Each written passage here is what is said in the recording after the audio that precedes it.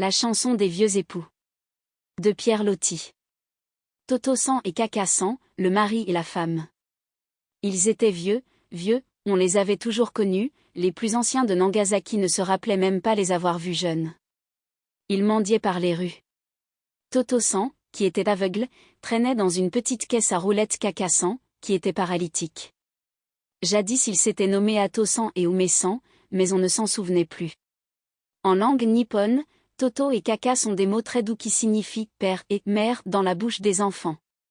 À cause sans doute de leur grand âge, tout le monde les appelait ainsi, et en ce pays d'excessive politesse on faisait suivre ces noms familiers du terme san, qui est honorifique comme monsieur ou madame, les plus petits des bébés japonais ne négligeant jamais ces formules d'étiquette. Leur façon de mendier était discrète et comme il faut, ils ne harcelaient point les gens avec des prières, mais tendaient les mains, simplement et sans rien dire, de pauvres mains ridées sur lesquelles il y avait déjà comme des plissures de momies. On leur donnait du riz, des têtes de poisson, des vieilles soupes. Très petite, comme toutes les japonaises, Kaka-san paraissait réduite à rien dans cette boîte à roulettes, où son arrière-train presque mort s'était desséché et tassé pendant une si longue suite d'années. Sa voiture était mal suspendue, aussi lui arrivait-il d'être très chaoté dans le cours de ses promenades par la ville. Il ne marchait pourtant pas vite, son pauvre époux, et il était si rempli de soins, de précautions. Elle le guidait de la voix, et lui, attentif, l'oreille tendue, allait son chemin de juif errant dans son éternelle obscurité, le trait de cuir passé à l'épaule et sondant avec un bambou la terre en avant de ses pas. Les moments très graves, c'était quand il s'agissait de monter une marche, ou bien de franchir un ruisseau, une crevasse, une ornière, comment se tirerait-il de là, Toto-san? Et il fallait voir alors la pauvre vieille s'agiter dans sa boîte, cette figure inquiète, ses yeux qui brillaient d'anxiété intelligente, malgré la buée que les ans avaient soufflé dessus pour les ternir. Évidemment la frayeur d'être chaviré était une des choses qui minaient le plus sa fin d'existence. Que se passait-il dans leur tête, à ces deux vieux qui s'adoraient? Qu'est-ce qu'ils pouvaient se conter l'un à l'autre, dans le recueillement du soir? Quels souvenirs exhumaient-ils de leurs jeunes années, quand ils étaient nichés ensemble sous quelque hangar pour dormir, Kaka-san déjà encapuchonné dans le mouchoir de coton bleu qui était sa coiffure de nuit? Comment se faisait leur projet de promenade, pour le lendemain, qui allait recommencer tout pareil au jour d'avant, avec la même lutte pour manger, la même décrépitude et la même misère? Avait-il encore des joies, de petits restes d'espérance? Avait-il bien encore des pensées, seulement, et pourquoi s'obstinait-il à vivre, quand la terre était là toute prête pour les recevoir, pour achever de les décomposer sans plus les faire souffrir?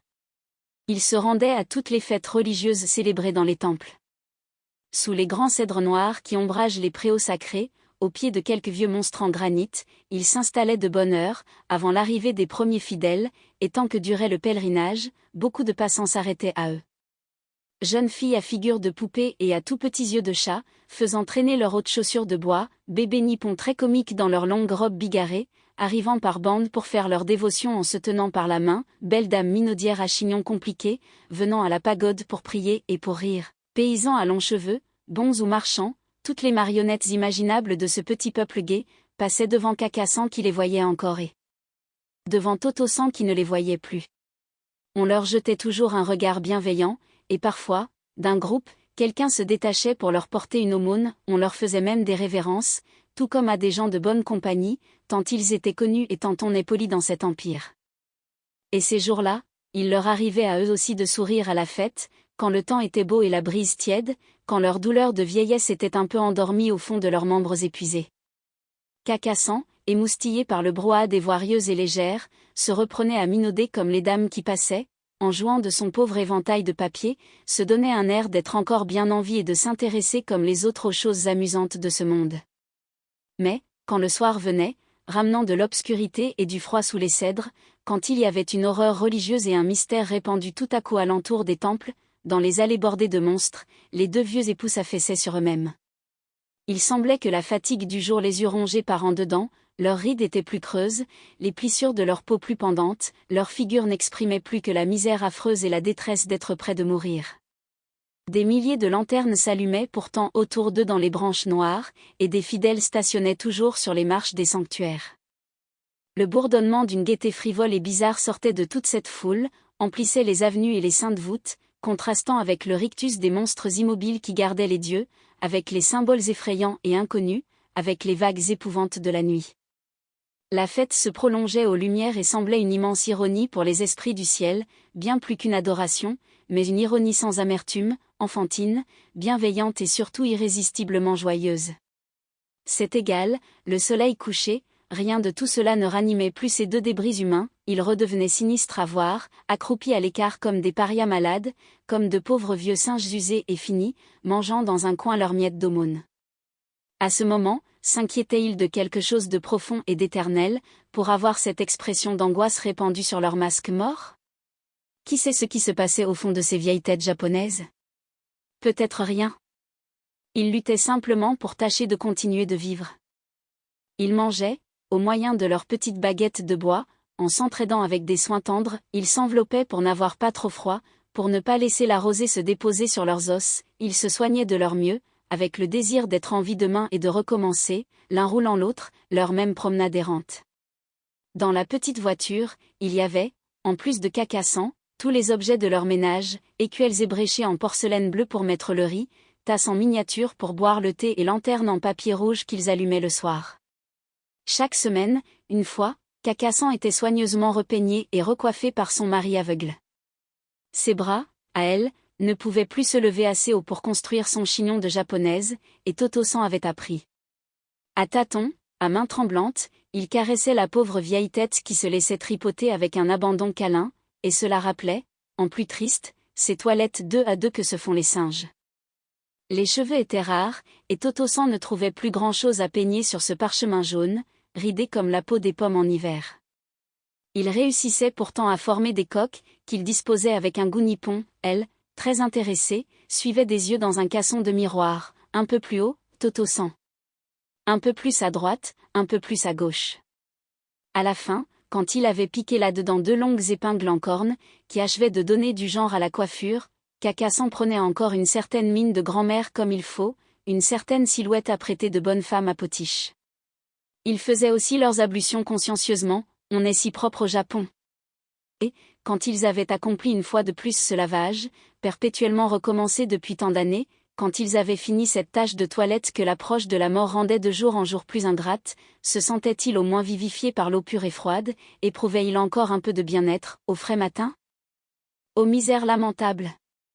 Après chaque nuit, se réveiller tous deux plus caducs, plus endoloris, plus branlants, et, malgré tout, vouloir obstinément vivre, étaler sa décrépitude au soleil, et repartir pour la même éternelle promenade à roulettes, avec les mêmes lenteurs, les mêmes grincements de planches, les mêmes chaos, les mêmes fatigues, aller toujours, par les rues, par les faubourgs, par les villages, jusque dans la campagne lointaine, quand une fête était annoncée à quelque temple des bois. Ce fut dans les champs, un matin, au croisement de deux routes Mikadal, que la mort, en sournoise, attrapa la vieille Carcassonne. Un beau matin d'avril, en plein soleil, en pleine verdure. Dans cette île de Kyushu, le printemps est un peu plus chaud que le nôtre, un peu plus hâtif, et déjà tout resplendissait dans la fertile campagne. Les deux routes se coupaient en plaine, au milieu de rizières veloutées qu'un vent léger rendait chatoyantes comme des peluches vertes. L'air était rempli de la musique des cigales, qui, au Japon, sont très bruyantes.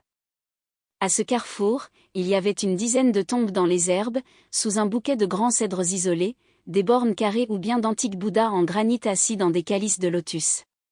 Au-delà des champs de riz, on apercevait les bois, assez semblables à nos bois de chêne, mais où se mêlaient quelques touffes blanches ou roses qui étaient des camélias à fleurs simples, et quelques feuillages très légers qui étaient des bambous, puis, tout au loin, des montagnes ressemblant à de petits dômes, à de petites coupoles, dessinaient sur le ciel bleu des formes un peu maniérées, mais très gracieuses.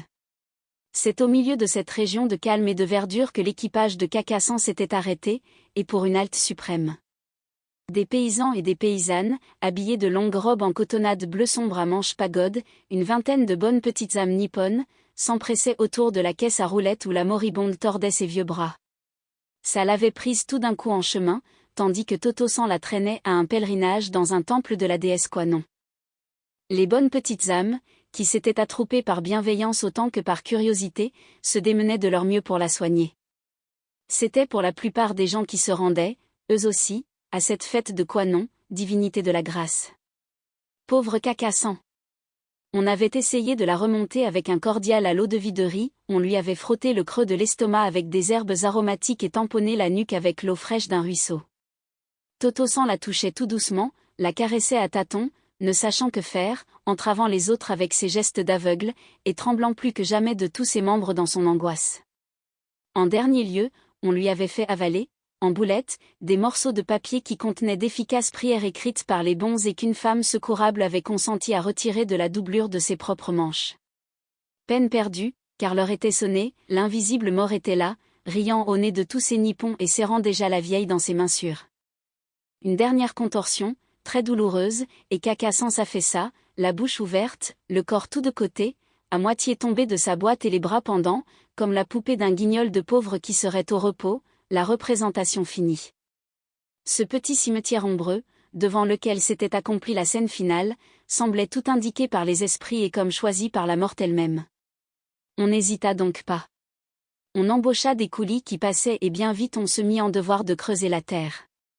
Tout le monde était pressé, ne voulant pas manquer le pèlerinage, ni laisser cette pauvre vieille sans sépulture, d'autant plus que la journée s'annonçait chaude et que déjà de vilaines mouches s'assemblaient. En une demi-heure le trou fut prêt.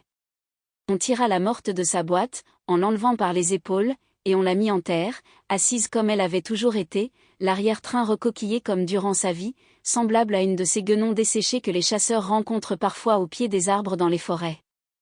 Toto-san essayait de tout faire par lui-même, n'ayant plus bien ses idées et gênant les coulis, qui n'avaient pas l'âme sensible et qui le bousculaient, il gémissait comme un petit enfant et des larmes coulaient de ses yeux sans regard. Il tâtait si au moins elle était bien peignée pour se présenter dans les demeures éternelles, si ses coques de cheveux étaient en ordre, et il voulut replacer les grandes épingles dans sa coiffure avant qu'on jetât la terre dessus. On entendait un léger frémissement dans les feuillages, c'étaient les esprits des ancêtres de Kaka-san qui venaient la recevoir à son entrée dans le pays des ombres. Elle avait fait des choses très malpropres dans sa boîte, pendant le laisser-aller bien pardonnable de la faim, et les coulis, pris de dégoût, parlaient de jeter aussi dans la fosse tout le ménage, souillé maintenant de matières immondes, la couverture, les loques de rechange, les petites tasses et la lanterne, jusqu'à la boîte elle-même, prétendant que la peste était dedans. Oh! Alors Toto-san perdit tout à fait la tête de désespoir, en voyant qu'on allait lui enlever tous ses souvenirs, épuisé et pleurant, il se coucha dessus pour les défendre. Mais une autre vieille mendiante qui se rendait à la fête, elle aussi, pour y ramasser des aumônes, s'arrêta et eut pitié de lui. Je laverai tout ça dans le ruisseau, moi, dit-elle. Les gens qui s'étaient attroupés continuèrent donc leur chemin vers le temple de la déesse, laissant ces deux mendiants ensemble au milieu de la solitude verte où les cigales chantaient. Dans le ruisseau d'eau courante et claire, la pauvresse lava tout avec soin, même la boîte et ses roulettes, les détritus de Kaka-san allèrent féconder les fraîches plantes qui poussaient le long de la rive et les lotus superbes dont les premiers boutons commençaient à monter des vases profondes. Ensuite elle étendit les loques sur des branches, au gai soleil, et, le soir, tout fut sec, bien replié, bien arrangé, Toto-san put reprendre sa route errante. Il s'attela et repartit, par habitude de marcher en roulant quelque chose. Mais derrière lui, la petite voiture était vide. Séparé de celle qui avait été son amie, son conseil, son intelligence et ses yeux, il s'en allait au hasard, débris plus pitoyable à présent, irrévocablement seul sur la terre jusqu'à sa fin, ne retrouvant plus ses idées, avançant à tâtons, sans but ni espérance, dans une nuit plus noire. Cependant, les cigales chantaient à pleine voix dans la verdure qui s'assombrissait sous les étoiles, tandis que la vraie nuit descendait autour de l'homme aveugle, on commençait à entendre dans les branches les mêmes frémissements que le matin pendant la mise en terre, c'étaient encore des murmures d'esprit qui disaient « Console-toi, Toto-san, elle se repose dans cette sorte d'anéantissement très doux où nous sommes nous-mêmes et où tu viendras bientôt. Elle n'est plus ni vieille ni branlante, puisqu'elle est morte, ni désagréable à voir, puisqu'elle est bien cachée parmi les racines souterraines. Ni dégoûtante pour personne, puisqu'elle est de la matière fertilisant le sol. Son corps va se purifier en s'infiltrant dans la terre, Kaka-san va devenir de jolies plantes japonaises, des rameaux de cèdre, des camélias simples, des bambous. Point fin.